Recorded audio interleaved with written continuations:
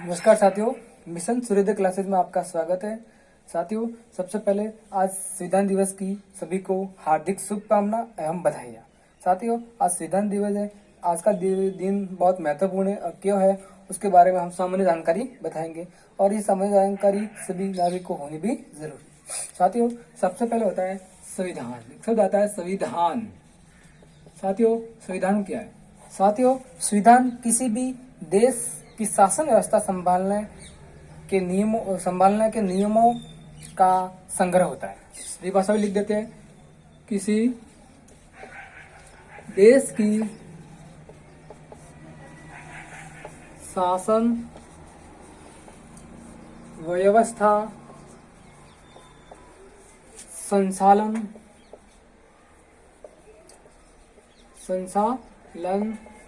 के नियमों व कानूनों का संग्रह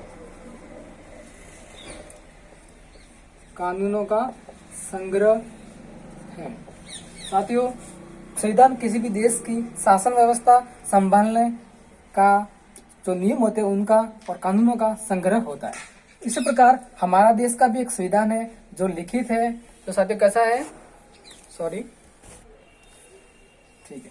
जो लिखित है, विश्व का सबसे बड़ा संविधान भी माना जाता है। साथियों, हमारा संविधान लिखित संविधान है। लिखित संविधान विश्व का सबसे बड़ा संविधान सबसे पहले अमेरिका में बना था, उसके बाद भारत में बना। लेकिन जब विशालता की बात आती है तो भारत की बात आती है। विश्व का सबसे बड़ा लिखित संविधान है। इसको हम राष्ट्रीय ग्रंथ भी कहते हैं। यह हमारा क्या है? राष्ट्रीय ग्रंथ है। राष्ट्र का ग्रंथ है, उसके अंदर सब उसके राष्ट्र के संचालन के नियम बने हुए हैं। साथियों, इसको 26 नवंबर मतलब आज ही के दिन 1950 को अंगीकृत किया गया, मतलब स्वीकार किया गया, अंगीकृत किया गया। लेकिन साथियों, 26 जनवरी 1950 को पूरे देश में लागू किया गया। इसी दिन हमारा देश गणराज्य बन गया। साथियों, किसी भी देश की शासन व्यवस्था संचालन के नियमों व कानूनों का जो संग्रह होता है वो संविधान होता है। उसी प्रकार हमारे देश का भी संचालन किस प्रकार है उसके लिए एक संविधान बनाया गया है जो लिखित है, जो बहुत बड़ा संविधान है, विश्व का माना जाना संविधान है। उसको हम राष्ट्रीय ग्रंथ भी कहते हैं। साथ ही इसके प्रमुख दिनांक है 26 नवंबर 1950 को उसको अंगीकृत किया गया संविधान सभा द्वारा और 26 जनवरी 1950 को उसको पूरे देश में लागू किया गया। साथियों, और आगे हम पढ़ रहे हैं। संविधान बनाने के लिए साथियों एक सभा का गठन किया गया, संविधान सभा बनाई गई। संविधान सभा के उनके जो अध्यक्ष थे उनको बनाया गया डॉक्टर राजेंद्र प्रसाद। ये उनके अध्यक्ष बनाए गए जो स्थायी कैसे थे? स्थायी मतलब अध्यक्ष एक ही बार बनाए थे, उसके बाद कोई अध्यक्ष नहीं बने। फिर एक प्रारूप समिति बनाई। जब संविधान का निर्माण बनाना शुरू किया तब उसके लिए प्रारूप की आवश्यकता हुई, तो प्रारूप समिति का गठन किया गया। प्रारूप समिति जो पूरा मूल ढांचा जिन्होंने बनाया उसकी समिति, पूरा संविधान का निर्माण किस समिति ने किया? प्रारूप समिति ने किया। उसके लिए जब समिति बनाई गई, 7 सदस्य की सदस्य बनाई गई, उनके जो अध्यक्ष थे जो थे डॉक्टर भीमराव अंबेडकर।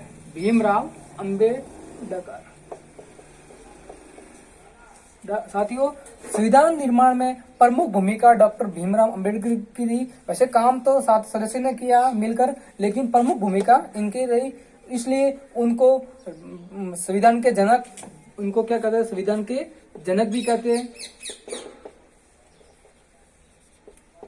संविधान के जनक, जननी, निर्माता आदि की उपाधियां उनको दी गई है। साथियों, ये पारिस्मृतिक अध्यक्ष डॉक्टर भीमराव अम्बेडकर जी थे। उनको संविधान के जनक, जननी और निर्माता भी कहते हैं, क्योंकि उन्होंने अपना पूरा समय निकाल कर संविधान बनाने में लगा दिया। बाकी से देशों ने अवकाश भी लिए थे, लेकिन डॉक्टर भीमराव अम्बेडकर जी ने अवकाश नहीं लिए। उनका उद्देश्य यही था कि एक अच्छे भारत का निर्माण हो, जो उन्होंने संविधान में करके दिखाया। साथियों, हम आगे चलते हैं। हमारे संविधान में क्या क्या है? हमारे संविधान में साथियों 22 भाग है। भाग कितने साथियों? 22। हमारा संविधान 22 भागों में विभाजित है साथियों। उसके अंदर 395 आर्टिकल या अनुच्छेद 395 अनुच्छेद है और 12 साथियों अनुसूचियां है। मूल संविधान में साथियों 8 अनुसूची थी, 8 मूल संविधान में थी, लेकिन अभी कितनी हो गई है? 12 हो गई है। मूल संविधान में 8 थी, अभी 12 हो गई है। 22 भाग है, 395 अनुच्छेद है साथियों। और हम आगे बढ़ते हैं। अब संविधान की प्रस्तावना क्या है? प्रस्तावना से ही साथियों हमें पता चलता है कि भारत का संविधान कैसा मजबूत है, कैसा है नहीं है। साथियों, हमारे संविधान निर्माता ने एक प्रस्तावना, भारत संविधान से पहले प्रस्तावना डाली। उस प्रस्तावना से हमें पूरे संविधान का सार पता चल जाता है। तो प्रस्तावना में क्या है? सबसे पहले साथियों यह आता है प्रस्तावना में हम भारत के लोग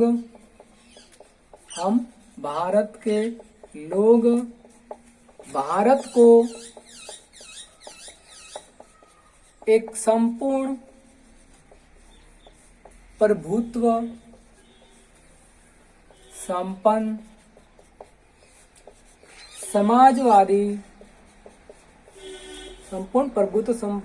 समाजवादी पंथ निरपेक्ष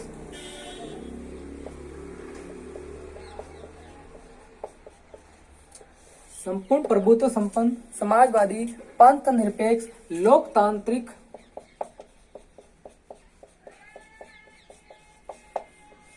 गणराज्य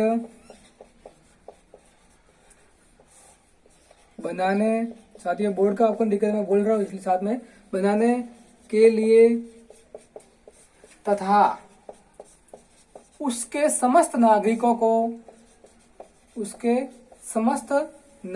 को न्याय, सामाजिक,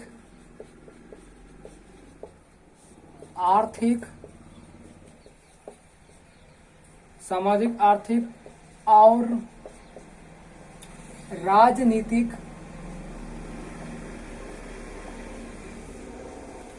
विचार, अभिव्यक्ति,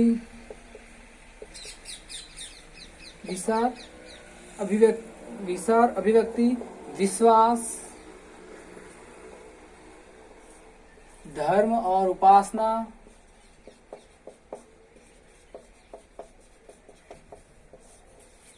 की स्वतंत्रता,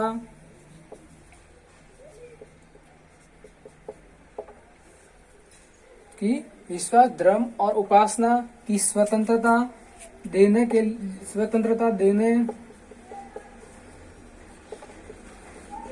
के लिए तथा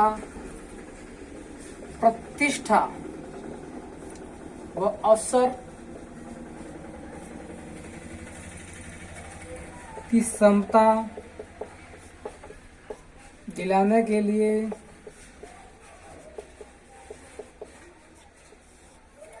एवं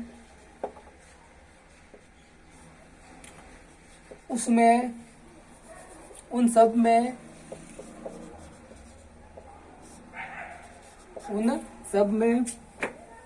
व्यक्ति की गरिमा,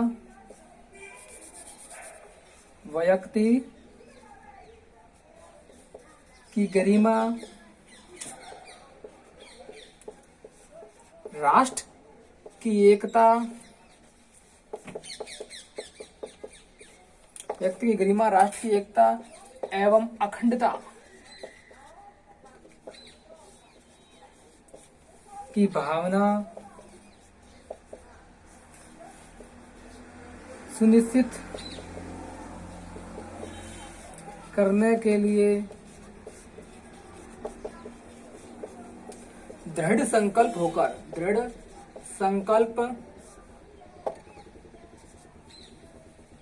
होकर आज दिनांक 26 नवंबर 1949 को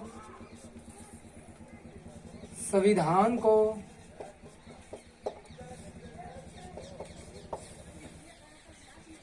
अंगीकृत, अधिनियमित व आत्मा अर्पित करते हैं। जब संविधान की शपथ ली गई तब से यह एक प्रस्तावना बनाई गई थी और उस प्रस्तावना को हम हर वर्ष संविधान दिवस पर शपथ के रूप में बोलते हैं और शपथ लेते हैं कि हम संविधान की सुरक्षा की जिम्मेदारी लेंगे।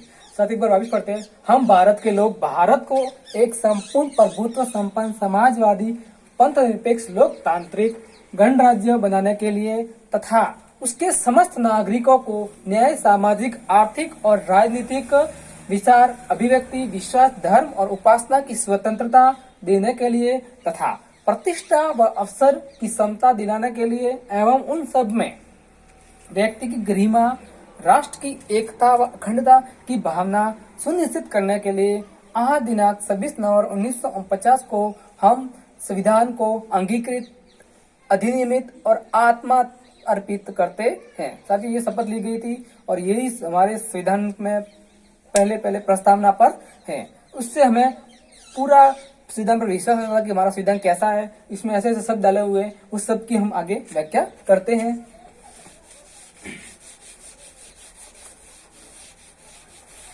साथियों, ये वीडियो पसंद आए तो लाइक, शेयर और सब्सक्राइब जरूर करें।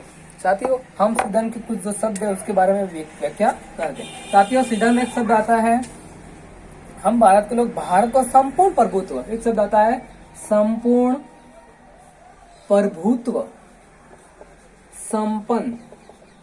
साथियों, इसका मतलब यह होता है कि भारत अपने बाह्य व आंतरिक मामलों में स्वतंत्र है, किसी का गुलाम नहीं है। कोई भी डिसीजन लेना होगा तो वो सेल्फ ले सकता है, किसी देश को पूछने की जरूरत नहीं, दूसरे देशों पर निर्भर नहीं या किसी दूसरे देशों के अंडर काम नहीं करेगा। वो अपने आंतरिक और बाह्य जो शक्तियां होती है उसके अंदर पूरा आत्मनिर्भर है। इसका मतलब ये होता है। अगला शब्द आता है समाजवादी।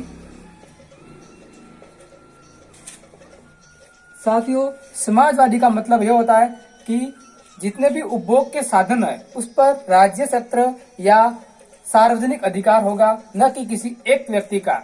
मतलब इसका मतलब भारत में जितने भी उपभोग के साधन है उस पर राज्य का अधिकार होगा और पूरा सार्वजनिक सभी लोगों के लिए खुले रखेंगे, किसी एक व्यक्ति का अधिकार नहीं होगा। ये समाजवाद शब्द प्रतीत होता है। अगला साथियों शब्द आता है पंथ निरपेक्ष। पंथ निरपेक्ष का मतलब साथियों ये होता है कि भारत का कोई धर्म नहीं है, भारत सभी धर्मों को समानता की दृष्टि से देखता है। सभी धर्मों को अगर कोई मुआवजा देना है तो सभी धर्मों को समान देगा, किसी एक धर्म की मतलब वफादारी नहीं करेगा, क्योंकि भारत का कोई धर्म नहीं है। पंथ निरपेक्ष। आगे साथियों शब्द आता है लोकतंत्रात्मक। इसका मतलब भारत एक लोकतंत्र है जिसमें जनता के द्वारा जनता के लिए शासन का निर्माण किया जाता है। जनता ही अपना वोट देकर अपने प्रतिनिधि आगे भेजती है और सरकार का संचालन होता है। इसका मतलब ये होता है। अगला शब्द आता है लोकतंत्रात्मक गणराज्य। अगला आता है गणराज्य। गणराज्य का मतलब ये होता है साथियों कि भारत का जो राजा है वो वंशानुगत न होकर निर्वासित है। भारत का राजा मतलब राष्ट्रपति जो वंशानुगत नहीं है। ऐसा नहीं कि राष्ट्रपति का बेटा राष्ट्रपति, ऐसा नहीं है, पहले था अभी नहीं है। संविधान आने के बाद भारत का जो राष्ट्रपति या राजा होता है वो वंशानुगत न होकर निर्वासित होता है, इसलिए भारत एक गणराज्य है। बाकी देशों में अभी भी वंशानुगत है, जैसे ब्रिटेन है, वहाँ पर वंशानुगत है, वहाँ का राजा वंशानुगत होता है, उसका बेटा चलता रहता है, लेकिन भारत में ऐसा नहीं है। तो ये हो गया गणराज्य। जो 26 जनवरी, जो हमारा गणराज्य कब बना, 26 जनवरी को राष्ट्रपति ने शपथ ली थी 1950 को। उसी दिन से हमारा भारत का गणराज्य देश बन गया। लोकतंत्रात्मक गणराज्य बनाने के लिए तथा उसके समस्त नागरिकों को न्याय, कौन सा न्याय, मतलब समस्त नागरिकों को न्याय मिले। ऐसा नहीं कि प्रमुख लोग, कुछ लोगों को ही न्याय मिलना, नहीं, पूरे भारत के जितने नागरिक उनको सुविस्तृत न्याय मिले। सभी नागरिकों को न्याय, सामाजिक न्याय, कौन कौन से, तो सामाजिक 3 प्रकार का न्याय है, सामाजिक, आर्थिक और राजनीतिक। सामाजिक, आर्थिक और राजनीतिक न्याय उनके साथ हो। आगे न्याय हो गया। अगला है विचार एवं अभिव्यक्ति की स्वतंत्रता। विचार व अभिव्यक्ति, इसका मतलब साथियों होता है कि भारत का नागरिक अपने विचार रख सकता है, उस पर कोई पाबंदी नहीं है, कहीं भी भाषण दे सकता है, लेकिन पाबंदी तो नहीं है, लेकिन कुछ ऐसे मामले जहां पर उस देश को नुकसान न हो, उस पर अगर नुकसान होता तो पाबंदी लगा सकता है, लेकिन कोई पाबंदी नहीं है। सचित्रों के माध्यम से अपनी बातें रख सकता है। विचार एवं अभिव्यक्ति की क्या है, देश को स्वतंत्रता है। और क्या है, विश्वास और धर्म की उपासना। भारत के हर नागरिक को धर्म की स्वतंत्रता भी दी हुई है कि भारत का नागरिक कोई भी धर्म मान सकता है, उसके ऊपर कोई प्रेशर नहीं है कि तुझे वही धर्म रखना पड़ेगा, ऐसी बात नहीं है। तो धर्म की भी क्या है, स्वतंत्रता दी गई है। दूसरी है प्रतिष्ठा व अवसर की समता, मतलब भारत के हर नागरिक को समान प्रतिष्ठा मिलेगी, समान अवसर मिलेगा, यह भी हमारे संविधान में लिखा हुआ है। हमारे संविधान में हमको अधिकार दिया गया है। और हमारे देश के उस समस्त नागरिकों को राष्ट्र की एकता व अखंडता की भावना सुनिश्चित करने के लिए भी उसके अंदर उनको बताया गया है। अब हमारे संविधान में कुछ मूल अधिकार दिए हुए हैं। मूल अधिकार साथियों, ज्यादा समय नहीं लूंगा, थोड़ा लूंगा। पहला साथियों मूल अधिकार हमारा है समानता का अधिकार। समानता का अधिकार, समानता का अधिकार साथियों, इसके अंदर यह होता है कि भारत के हर नागरिक को समान अवसर मिले, समानता मिले, किसी के साथ कोई भेदभाव न हो, वो इस अधिकार के अंतर्गत आया गया है। दूसरा है स्वतंत्रता का अधिकार। स्वतंत्रता का अधिकार साथियों, इसके अंदर भारत के हर नागरिक को स्वतंत्रता दी गई है। वो किसी का गुलाम नहीं रह सकता, वो एकदम मतलब स्वतंत्र नागरिक है। उसको बोलने की स्वतंत्रता है, उसको संगठन बनाने की स्वतंत्रता है, आदि बहुत सी स्वतंत्रता उसके अंदर दी गई है। तीसरा है शोषण के विरुद्ध अधिकार। शोषण के विरुद्ध अधिकार, इस अधिकार के अंदर साथ ये होता है कि भारत के किसी नागरिक का शोषण नहीं किया जाएगा। भारत का नागरिक अपनी इच्छा से काम कर सकता है, लेकिन उसको बिना मजदूरी दिए बदुआ मजदूर के रूप में काम नहीं करवा सकते। दूसरा है बच्चों को भी, 14 वर्ष कम आयु के बच्चों को भी इस अधिकार के अंदर डाला गया है कि उनको कारखानों में काम नहीं करवा सकते। अगला आपका अधिकार आता है साथियों शिक्षा व संस्कृति का अधिकार। साथियों मतलब भारत के प्रत्येक नागरिक को अधिकार दिया गया कि वो अपनी शिक्षा पूरी करे और अपनी संस्कृति को बचाए रखे, अपनी संस्कृति को मिटने नहीं दे, ये उनको संविधान में अधिकार मिला हुआ है। अगला अधिकार आता है साथियों धार्मिक स्वतंत्रता।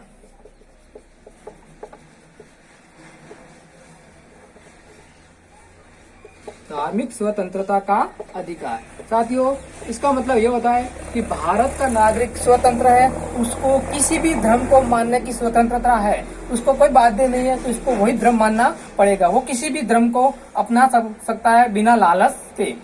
ठीक है, अगला आता है साथियों संवैधानिक उपचारों का अधिकार। संवैधानिक उपचारों का अधिकार साथियों, यह अधिकार यह संविधान का आत्मा भी है। Doctor B.R. अम्बेडकर ने उनको संविधान इस अधिकार को संवैधानिक उपचार के अधिकार को संविधान की आत्मा का है, क्योंकि यह अधिकार सभी अधिकारों पर नियंत्रण रखता है, किसी भी अधिकार का उल्लंघन नहीं होता। अगर अधिकारों का उल्लंघन होता है तो इस अधिकार के तहत आप न्यायालय की शरण में जा सकते हो। आर्टिकल 32 के अंदर ये समाहित है। एक अधिकार और था जो संपत्ति का अधिकार था, जिसको अभी हटा के कानून में कन्वर्ट कर दिया गया है। पहले मूल अधिकार था, लेकिन अभी वो नहीं है। अभी केवल 6 मूल अधिकार है जो हमारे नागरिकों को दिए हुए, उनको दिए हुए।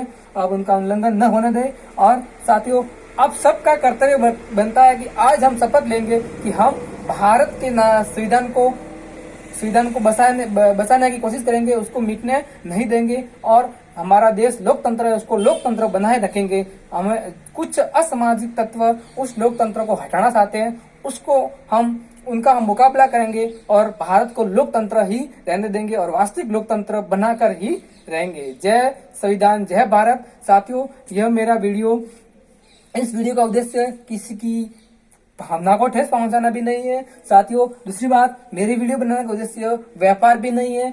साथियों, मेरे वीडियो बनाने का उद्देश्य अधिक से अधिक लोगों तक व्यवस्थित जानकारी जाए, जो जानकारी लगभग लोग नहीं जानते, कुछ लोग नहीं जानते, उन लोगों तक ये जानकारी जाए। और मेरे चैनल का मूल उद्देश्य है ऐसे लोग जो सामाजिक दृष्टि से पिछड़े हैं, आर्थिक दृष्टि से पिछड़े हैं, उन लोगों तक शिक्षा का प्रसार करना है। साथियों, मेरा ये चैनल आपको पसंद आए तो लाइक, शेयर और सब्सक्राइब करना मत भूले। जय भीम, जय भारत, जय संविधान।